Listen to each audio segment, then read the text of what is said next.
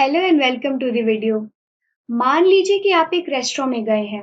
आपने अपनी favourite dish order की, बट आपको डिश को खाकर वो मज़ा नहीं आया या फिर डिश आपको बिल्कुल भी अच्छी नहीं लगी। इतनी खराब लगी कि उस डिश को खाने के बाद वो डिश आपकी फेवरेट डिश रही ही नहीं। तो फिर आखिर अब इस खराब सर्विस की शिकायत आप किससे करेंगे? खाना तो खाया है तो पैसे तो देने ही होंगे। आप बुलाएंगे मैनेजर को और अपना रिव्यू देंगे।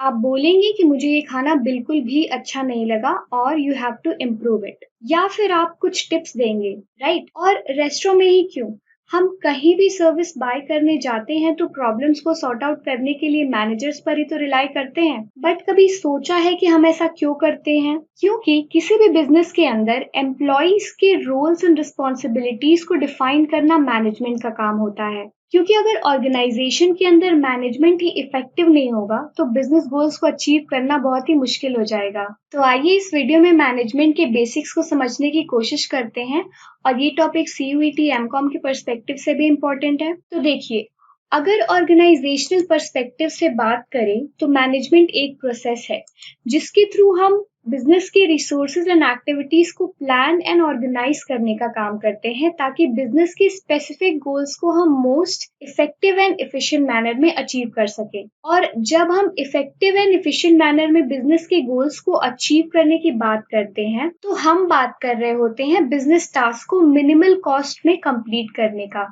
और इसे ही तो हम बिजनेस की लैंग्वेज में ऑप्टिमम यूटिलाइजेशन ऑफ रिसोर्सेज कहते हैं। तो देखिए, मैनेजमेंट टर्म जो है वो काफी फ्लेक्सिबल है एंड वेरियस वेज में यूज हो सकता है। ये एक बॉडी ऑफ नॉलेज तो है ही, साथ ही एक डिसिप्लिन है।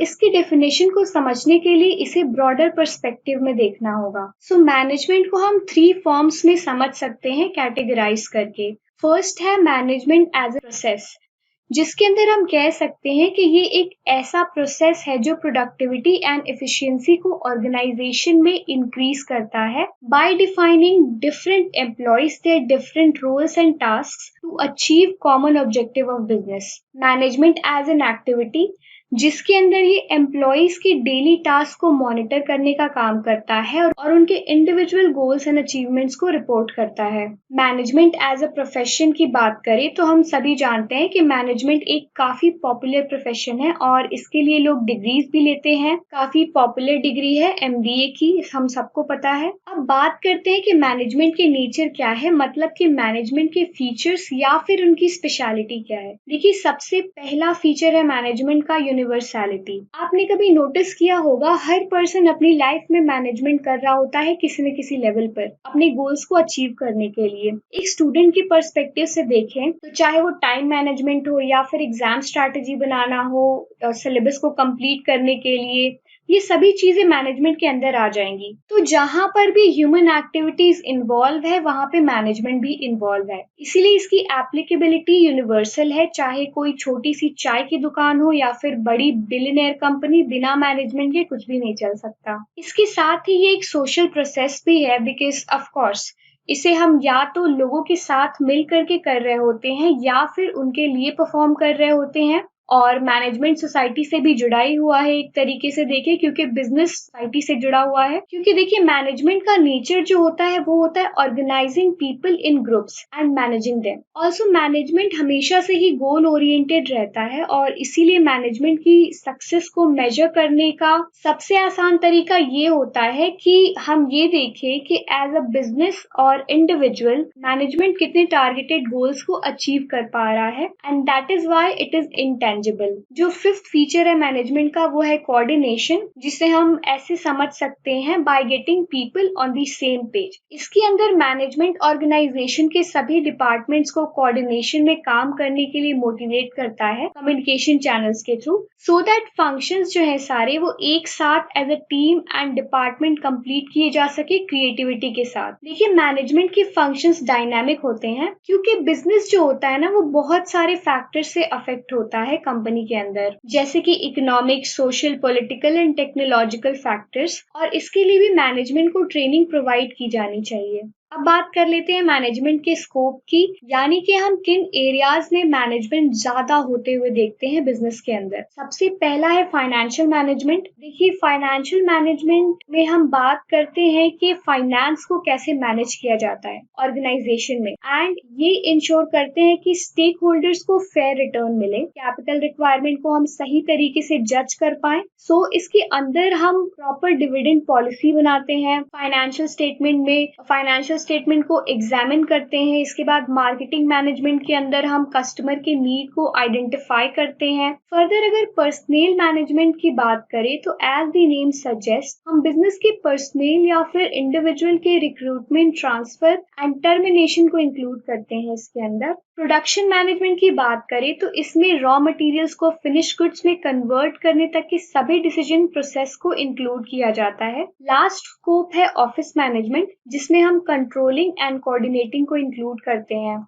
इसके अंदर बेसिकली ऑफिशियल एक्टिविटीज को कोऑर्डिनेट एंड कंट्रोल किया जाता है। तो यहाँ पे हमने बात कर ली कि ऑर्गेनाइजेशन में मैनेजमेंट के स्कोप्स क्या क्या हैं। अब इसके थ्रू जो मेन फंक्शंस परफॉर्म किए जाते हैं मैनेजमेंट के, वो भी देख लेते हैं। मैनेजमेंट के फंक्शंस कई डिफरेंट थ्योरिस्ट ने बताए हैं, बट जो बहुत ही वाइडली एक्सेप्टेड थ्योरी है वो है कुंट्ज एंड ओडोनिल की। उनके अकॉर्डिंग किसी भी ऑर्गेनाइजेशन में मैनेजमेंट 5 टाइप्स के फंक्शंस परफॉर्म करता है: planning, organising, staffing, directing and controlling का। थ्योरेटिकल पर्सपेक्टिव के लिए इसको सेपरेट करके समझते हैं। सबसे पहले बात करते हैं प्लानिंग की, which precisely means deciding in advance कि ऑर्गेनाइजेशन के अंदर क्या करना है, कब करना है और किस तरीके से करना है। तो मतलब ये है कि ये स्टेप्स एक ब्रिज का काम करते हैं कि हम हैं कहाँ और हमें पहुंचना कहाँ है। सो इनिशियल लेवल पर जो भी प्रॉब्लम सॉल्विंग है एंड डिसीजन मेकिंग का प्रोसेस है वो हम प्लानिंग के अंदर करते हैं। सारी प्लानिंग कर ली तो अब क्या करेंगे? अब जो टास्क प्लान किया है उसे ऑर्गेनाइज करने का काम करेंगे। मतलब कि ऑर्गेनाइजिंग एक प्रोसेस है जिसमें हम बिजनेस के physical, financial and human resource को एक साथ लेकर के आते हैं। हम उनमें एक प्रोडक्टिव रिलेशनशिप डेवलप करने की कोशिश करते हैं ताकि बिजनेस ऑर्गेनाइजेशन के गोल्स को अचीव कर पाए। नेक्स्ट स्टेप है स्टाफिंग का, यानी कि putting right man on the right job. इसके अंदर हम रिक्रूटमेंट, सिलेक्शन एंड प्लेसमेंट का काम करते हैं। फर्दर अगर देखें तो training and development of employees, remuneration, performance appraisal, promotion and transfer, ये सारी एक्टिविटीज भी स्टाफिंग के अंदर ही आ जाएंगी। Now whatever task we have organised, उसको वर्क एफिशिएंसी में कन्वर्ट करने का काम जो है वो डायरेक्टिंग करता है। मतलब कि डायरेक्शन के अंदर supervision, motivation, leadership and communication, ये सारे टास्क आ जाएंगे। कहने का मतलब है कि मेन टास्क जो ऑर्गेनाइजेशन में होता है वो यहीं पर परफॉर्म किया जाता है, सुपरवाइजर्स की डायरेक्शन में एंड वर्कर्स और एम्प्लॉय के थ्रू। हमारा लास्ट फंक्शन रहता है कंट्रोलिंग का। कंट्रोलिंग के अंदर मैनेजमेंट ये इंश्योर करता है कि सारे प्रोसेस को कंफर्मिटी एंड स्टैंडर्ड के साथ परफॉर्म किया गया है या नहीं। एग्जाम्पल के तौर पे आप ऐसे मान लीजिए कि एक एम्प्लॉय या फिर वर्कर है जो फ्रीक्वेंटली एब्सेंट रहता है, तो इसका असर वर्क एफिशिएंसी पर तो पड़ेगा ही।